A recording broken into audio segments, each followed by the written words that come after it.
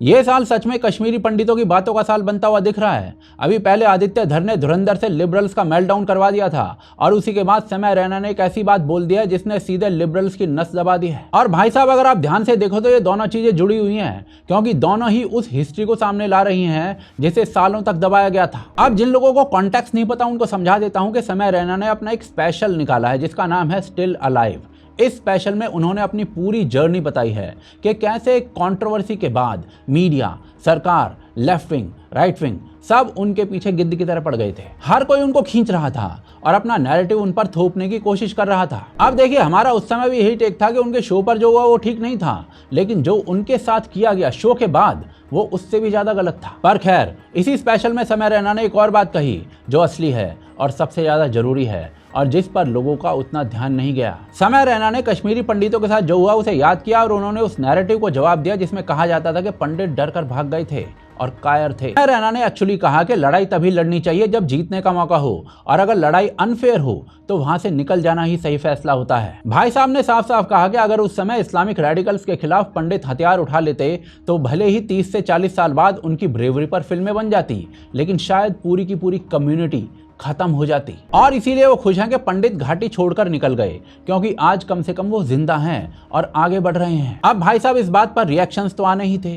कुछ लोग कहने लगे कि समय रैना ने बिल्कुल सही कहा है, प्रैक्टिकल बात की है। वहीं कुछ लोग कहने लगे कि ये गलत है, ये तो कायरता है। ये दोनों ही बातें अलग अलग लोगों को कड़वी लग सकती हैं और इसीलिए सच्चाई समझनी पड़ेगी, और उसके लिए हमें 1990 की ग्राउंड रियलिटी को देखना पड़ेगा। वो कोई अचानक से हुई घटना नहीं थी, वो प्लान्ड इस्लामिक टेरर था जिसमें साफ साफ कश्मीरी पंडितों का एग्जोडस हुआ, नरसंहार हुआ था। धीरे धीरे इसका माहौल बनाया गया था।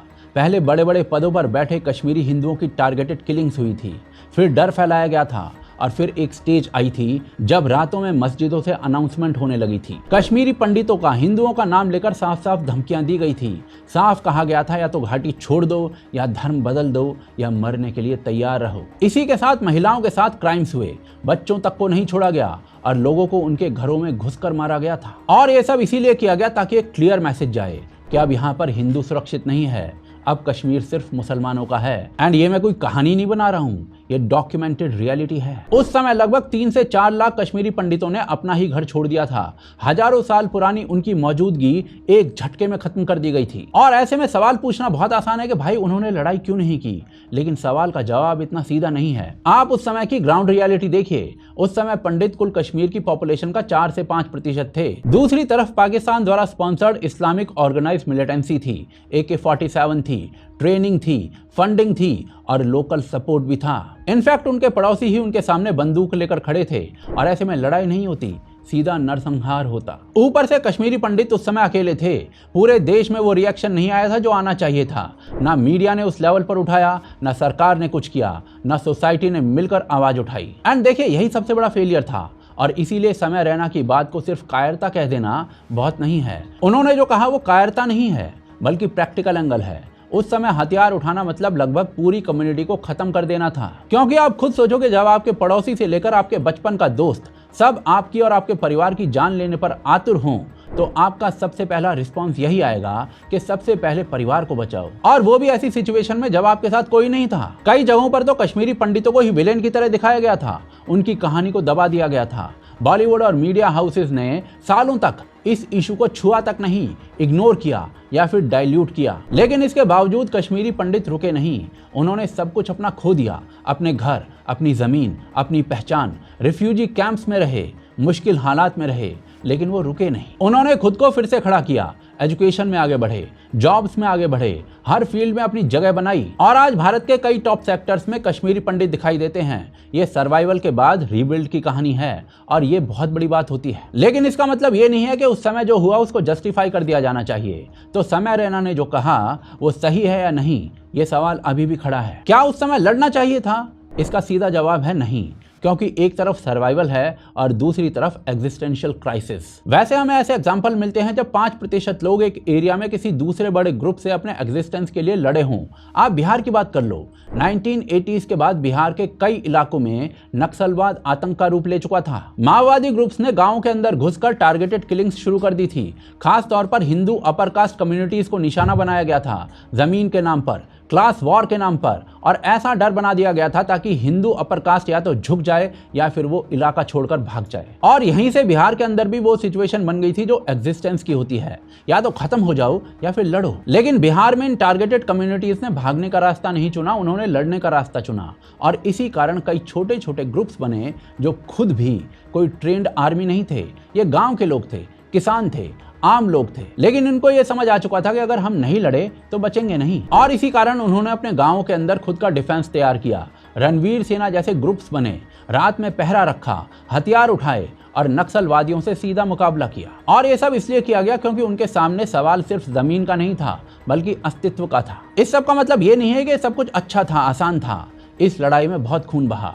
बथानी टोला, लक्ष्मणपुर बाथे जैसे दर्जनों कांड हुए जहां दर्जनों लोग मारे गए। पूरा इलाका सालों तक हिंसा में डूबा रहा, लेकिन इसके बावजूद एक चीज साफ है, उन्होंने एग्जिस्टेंस के लिए लड़ाई लड़ी और सरवाइव किया। और इसीलिए मेरा ये मानना है कि ऐसी सिचुएशन में लड़ना भी सही है जैसा बिहार में हुआ, और अपने परिवार को लेकर निकल जाना भी सही है जैसा कश्मीर में हुआ। एंड बिहार और कश्मीर में सबसे बड़ा फर्क ये था कि कश्मीर में आप 5% होकर लगभग 90% बाकी लोगों से लड़ रहे थे, और बिहार में आप एक ऑर्गेनाइज्ड ग्रुप से लड़ रहे थे जिसका कितना सर्वहारा सपोर्ट था ये कैलकुलेट करना बहुत आसान नहीं है। कश्मीरियों को लेकर ये बात कहनी बहुत आसान है कि आप लड़ जाते, लेकिन जब आप खुद उन भयानक हालात में जियोगे तब आपको समझ आएगा, क्योंकि हर डिसीजन उस समय के हालातों पर डिपेंड करता है। ऐसा नहीं है कि कश्मीरी पंडितों ने कोशिश नहीं की, कुछ कश्मीरी पंडित लड़े भी थे, कितने ही मारे भी गए थे और बाकी बचकर निकल आए। इसीलिए आज बैठकर जज करना आसान है, लेकिन उस समय का डर और सिचुएशन वो समझनी भी जरूरी है। लेकिन एक चीज साफ है, ये उन लोगों के मुंह पर तमाचा है जो कश्मीरी पंडितों की जर्नी को दबाना चाहते थे। क्योंकि देखिए, कश्मीर में हुए नरसंहार के बावजूद ये नैरेटिव बना दिया गया था कि कश्मीरी पंडित खुद विलेन हैं, उनकी स्टोरी को दबाया गया था। बॉलीवुड और मीडिया हाउसेज सालों तक इस मुद्दे पर बिल्कुल चुप बैठे थे या फिर उसे डाइल्यूट कर रहे थे। Today, hapless victims, they were once the privileged elite of the valley. They may have been a minority, but at that time they had monopolized government jobs, plum postings and other such social benefits. In fact, the sharp economic disparity between the Pandits and the poor Muslim majority was one of the earliest reasons for popular discontent in the state. और इसीलिए समय रैना ने कोई नई कहानी नहीं बताई है, उन्होंने वही बात की जो रियलिटी है, लेकिन जिस पर लोग खुलकर बात नहीं करते थे। और यही वो पॉइंट है जहां पर लिबरल्स की हिपोक्रेसी एक्सपोज होती है। जब दूसरी कम्युनिटीज के ह्यूमन राइट्स पर बात होती है तो आवाज उठाई जाती है, लेकिन कश्मीरी पंडितों के मामले में या तो चुप्पी रहती है या फिर सवाल विक्टिम पर ही उठा दिया जाता है इस पूरी लिबरल जमात के द्वारा। और यही डबल स्टैंडर्ड है। कश्मीरी पंडितों का जेनोसाइड सिर्फ एक घटना नहीं है, ये एक रिमाइंडर है कि क्या हो सकता है जब सोसाइटी रिएक्ट नहीं करती और लोग चुप रहते हैं। और शायद इसी वजह से समय रैना ने अपने स्पेशल का नाम स्टिल अलाइव रखा है, क्योंकि बात सिर्फ जिंदा रहने की नहीं है बल्कि जिंदा रहकर आगे बढ़ने की है और अपनी कहानी खुद बताने की है। और शायद अब लग रहा है कि जैसे जैसे समय रैना और आदित्य धर जैसे कश्मीरी पंडित सामने आएंगे, ये कहानी चाहकर भी दब नहीं पाएगी।